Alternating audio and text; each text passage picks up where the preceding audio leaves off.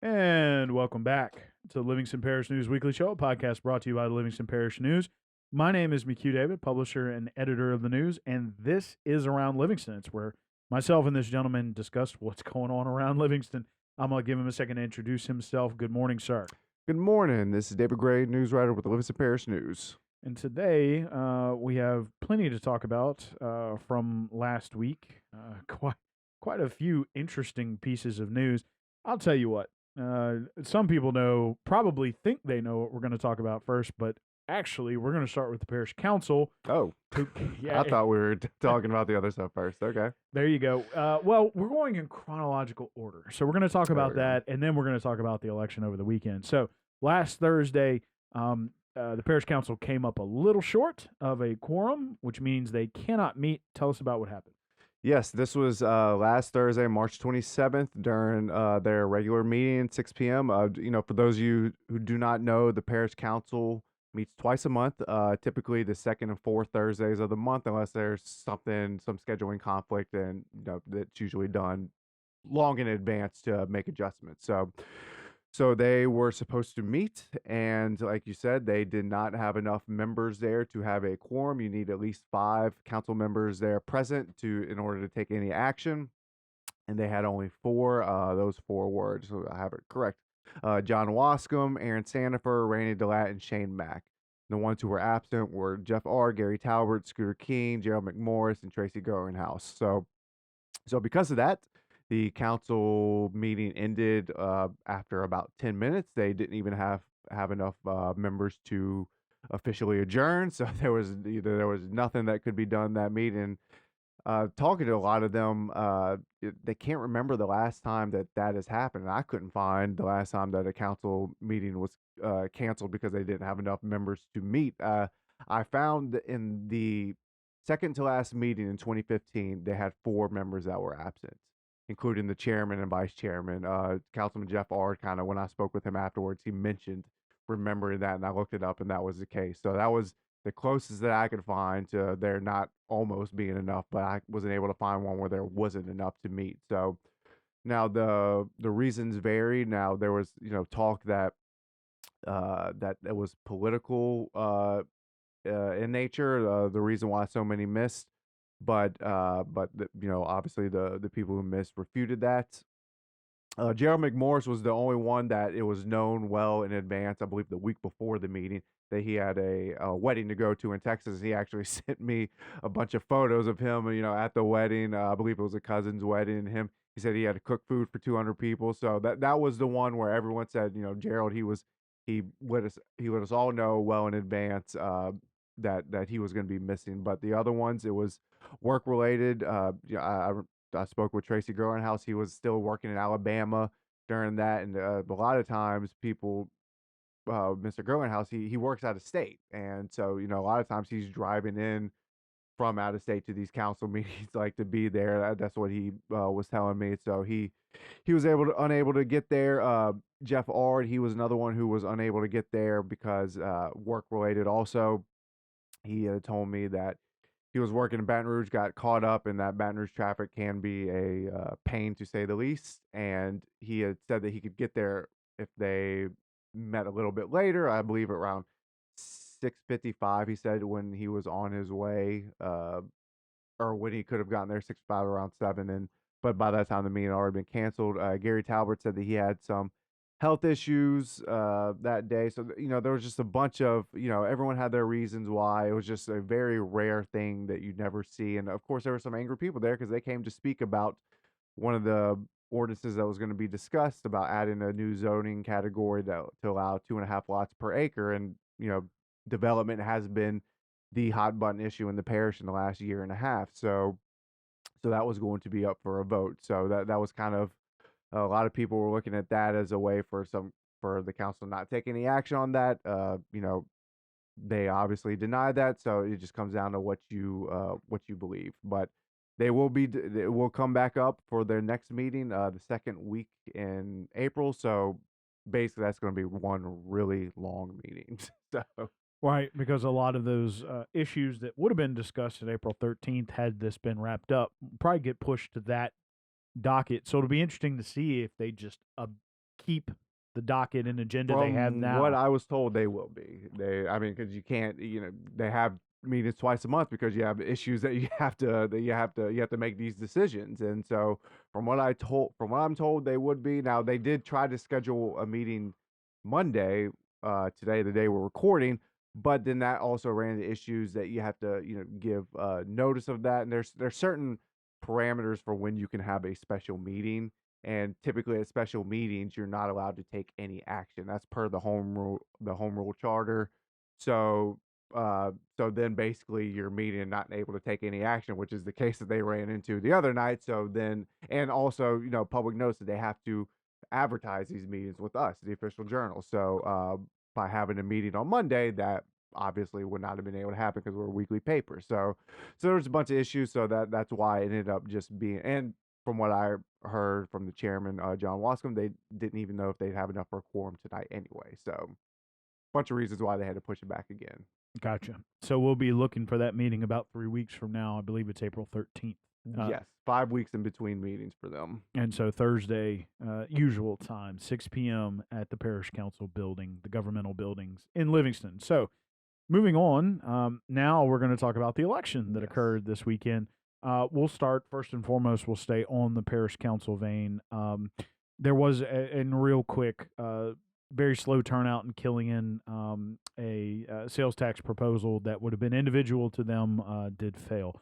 But in District 5, we do have an official candidate who will be filling out the rest of Mr. Bubba Harris's term. Of course, there will be another election should there be a challenger in the fall. But go ahead and give us the results of that. Yes, Erin Sandifer. She has been the temporary appointment to the District 5 seat. She won the election on Saturday versus Adam Catrier. It was a two-person race. And that race really kind of caught the attention of District 5.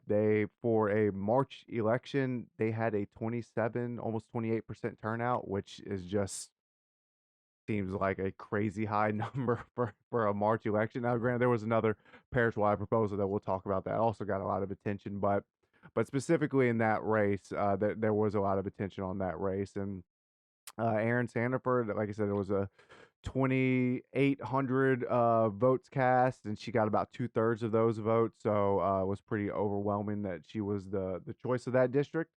And so yeah, now she said, I spoke with her Saturday night. She was obviously thrilled, and said that now it's a little relaxed because she's only been in the seat for about 5 months, and the last month of that, or a month and a half, you spent campaigning. So that takes up a lot of attention, a lot of your time. So now she said, she can turn her focus now solely toward District 5 business until qualifying for the fall election, which she said she fully intends on running again in this fall for the next official 4-year cycle. So we'll see if she has any challengers this next time. But and then I received a statement from Adam Catrier, and he congratulated Erin and said, and thanked all the people for taking the time out to vote, and he's hoping to continue working in the parish to make the parish better.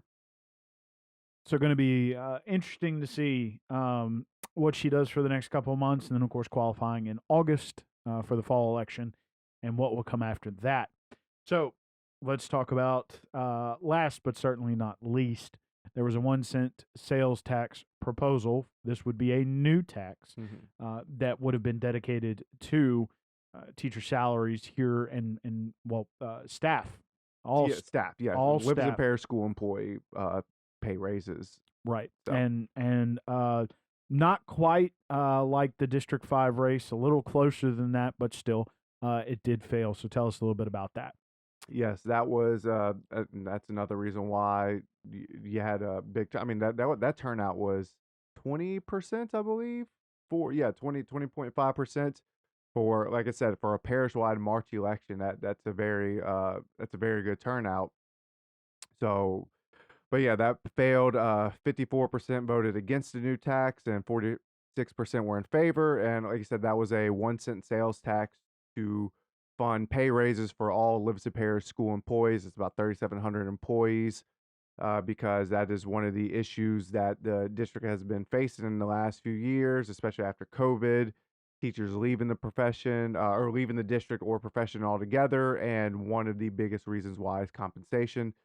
In this sort of local region with EBR schools, Ascension, Tangipahoa, Zachary, and Central, Livingston Parish is at the bottom for teacher pay, and then all other employee pay, like you got your bus drivers, custodians, those sort of support staff workers.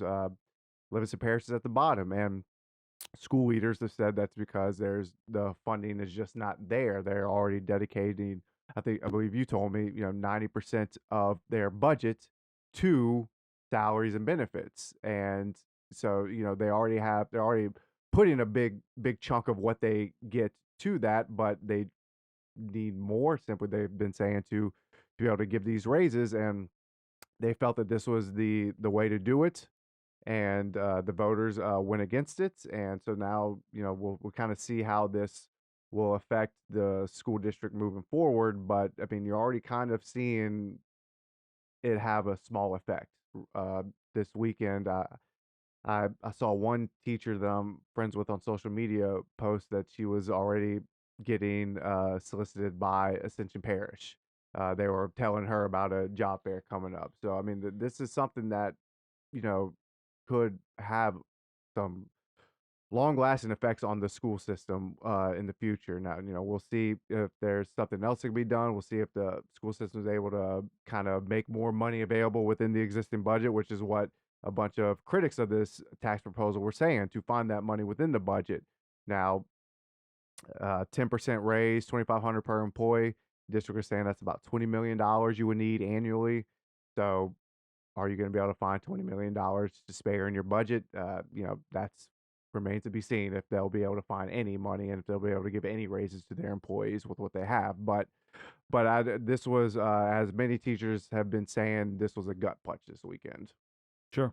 And that number comes from their budget, which people need to understand is multiple parts of funding.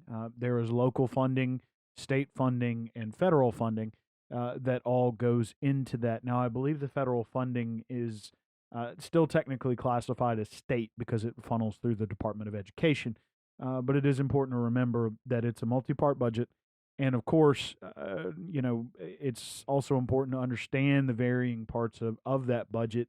One of the, of course, things that you just brought up, we heard from Principal St. Pierre last week before this vote, who had expressed that roughly 85 to 90% of the budget goes immediately to salaries and benefits. Now, it's important to remember that for governmental workers and that sort of thing, salaries, benefits, and insurance have been a bear for a lot of governmental entities. No one's really immune to it. Yeah. Denham and Walker deal with something similar.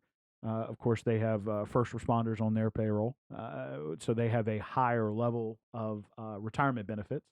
But of course, teachers have their own salary and benefit structure as well. So there's a lot of things that they're dealing with, and it was very interesting to see over the weekend some of these folks who are teachers, administrators, and that kind of thing getting Facebook advertisements for Tangipahoa schools, which are offering a $15,000 signing bonus and are having a teacher drive at the same time as Livingston Parish. So, a lot of they're having one.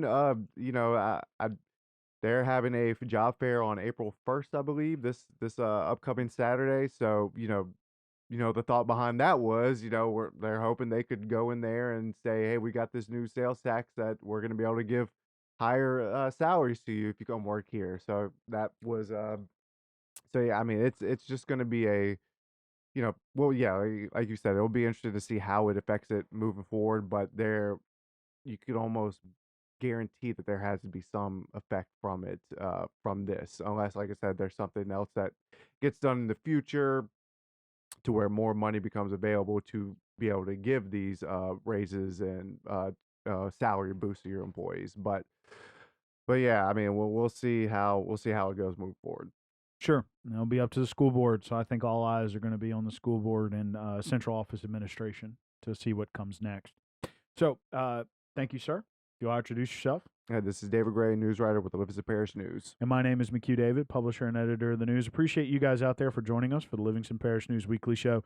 Please remember the news is on Facebook, Twitter, LinkedIn, Instagram, and YouTube. We are once a week in print on Thursdays at $7 a month to get that in your mailbox.